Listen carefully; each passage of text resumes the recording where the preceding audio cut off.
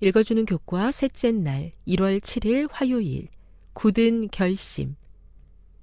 다니엘은 뜻을 정하여 왕의 음식과 그가 마시는 포도주로 자기를 더럽히지 아니하리라 하고 자기를 더럽히지 아니하도록 환관장에게 구하니. 다니엘 1장 8절. 다니엘 1장 7에서 20절을 읽어보라. 여기에 작용하는 두 가지 요인이 있다. 즉 다니엘의 자유의지와 하나님의 개입이다.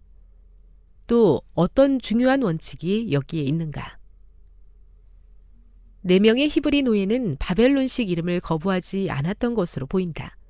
대신 그들끼리는 서로 히브리식 이름을 사용했을 것이다. 하지만 왕의 식탁에 놓인 음식과 포도주에 관해서 그것을 먹을지 말지는 그들의 의지에 달려 있었다. 즉, 이 문제에 관한 선택은 그들에게 매우 중요했다. 어떤 관원이 그들의 이름을 바꿀 수 있었다면 그는 그들의 식단도 바꿀 수 있었을 것이다. 네 청년이 왕의 식단을 원하지 않았던 이유는 아마도 두 가지였을 것이다.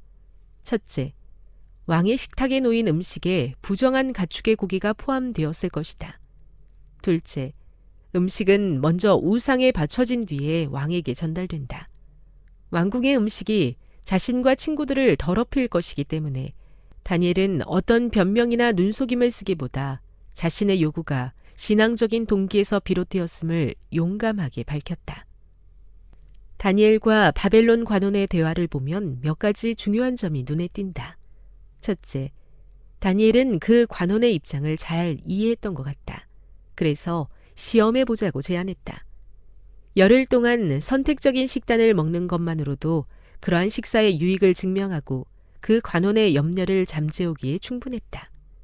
둘째, 그처럼 단기간에 긍정적인 결과를 얻을 수 있다는 다니엘의 확신은 하나님께 대한 절대적인 믿음에서 비롯되었다.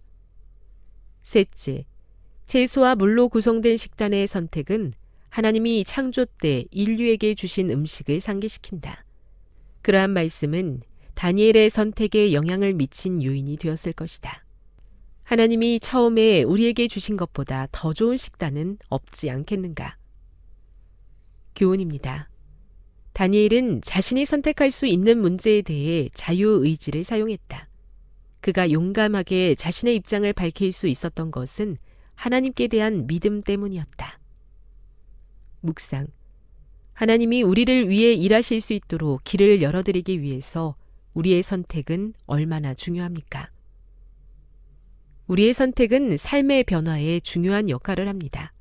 그러나 결실을 맺기까지 그 선택을 유효하게 하는 것은 별개의 문제입니다.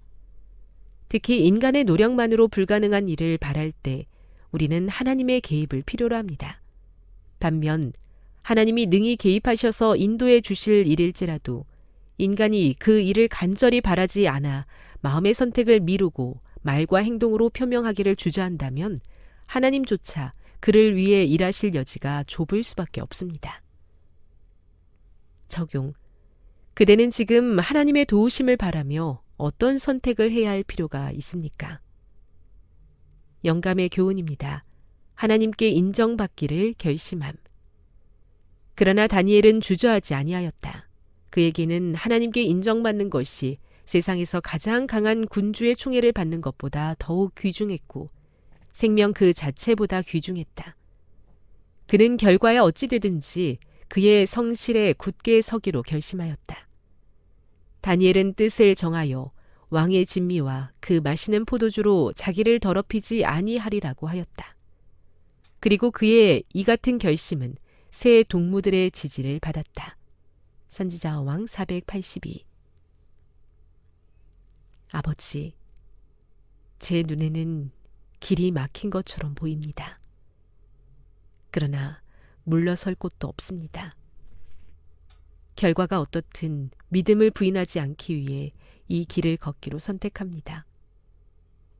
사막에 샘을 내시고 길을 여시는 하나님을 믿습니다.